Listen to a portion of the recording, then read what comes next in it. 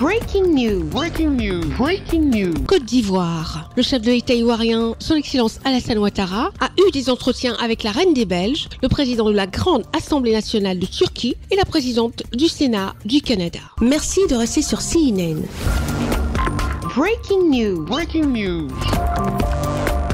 Le président de la République de Côte d'Ivoire, son Excellence Alassane Ouattara, a eu des entretiens le lundi 4 mars 2024 à sa résidence 6 à la Riviera Golf à Abidjan, dans la commune de Cocody, respectivement avec Sa Majesté Mathilde Dudékem Dacoz, reine des Belges, Monsieur Numan Kurtulmus, président de la Grande Assemblée nationale de Turquie, et Madame Raymonde Gagné, présidente du Sénat du Canada.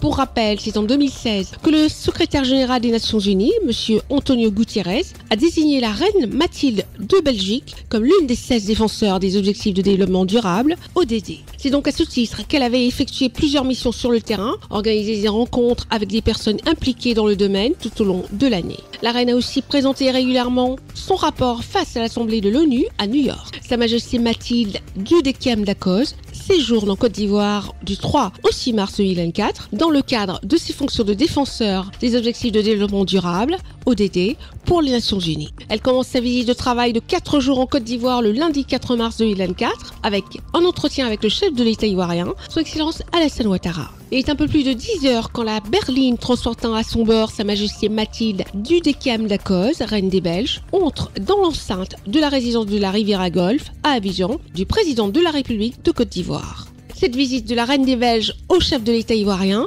avait pour but de lui faire ses civilités. La première dame de Côte d'Ivoire, Madame Dominique Ouattara, a rejoint le chef de l'État et son hôte vers 10h42. Ensuite, les trois personnalités ont posé pour une photo de famille. L'entretien a pris fin à 10h51. Durant son séjour, la reine Mathilde observera les progrès réalisés par la Côte d'Ivoire en matière de développement durable. Quant à l'entretien du président de la République de Côte d'Ivoire, son Excellence Alassane Ouattara, avec le président de la Grande Assemblée nationale de Turquie, Monsieur Numan Kurtulmus, il a porté sur les relations bilatérales entre la Turquie et la Côte d'Ivoire. Monsieur Numan Kurtulmus a indiqué avoir profité de cette rencontre avec le chef d'État ivoirien pour évoquer l'actualité internationale, notamment la crise israélo-palestinienne. Nous avons traité des sujets bilatéraux concernant Turquie et la Côte d'Ivoire.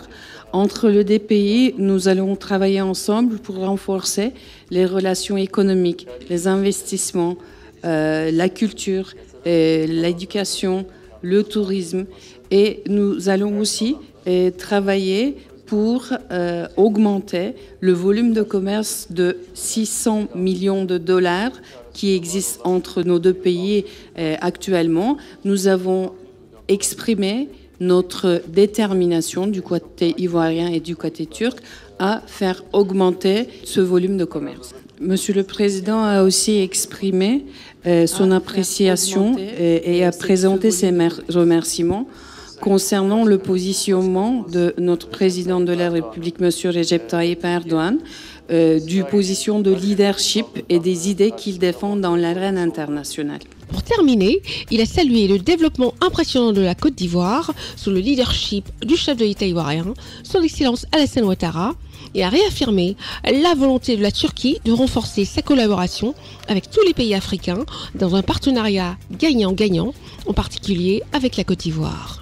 Les échanges du chef de l'État ivoirien, son Excellence Alassane Ouattara, avec la présidente du Sénat du Canada, Madame Raymonde Gagné, en visite officielle en Côte d'Ivoire, qui, elle, était accompagnée de la présidente du Sénat de Côte d'Ivoire, Madame Kandia Camara, ont porté, eux, sur les relations diplomatiques historiques entre le Canada et la Côte d'Ivoire et les pistes de réflexion pour approfondir davantage, avec notamment un regard tourné vers l'avenir.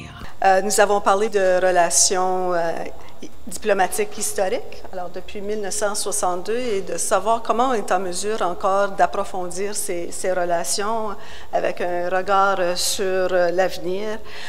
Évidemment aussi l'importance de la francophonie, de pouvoir continuer ce dialogue entre pays francophones et de pouvoir aussi peut-être mieux le structurer, surtout au niveau du commerce international.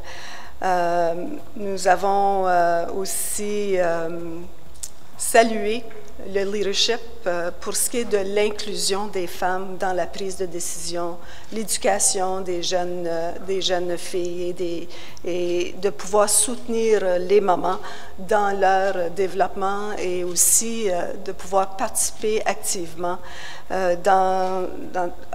au niveau de l'économie.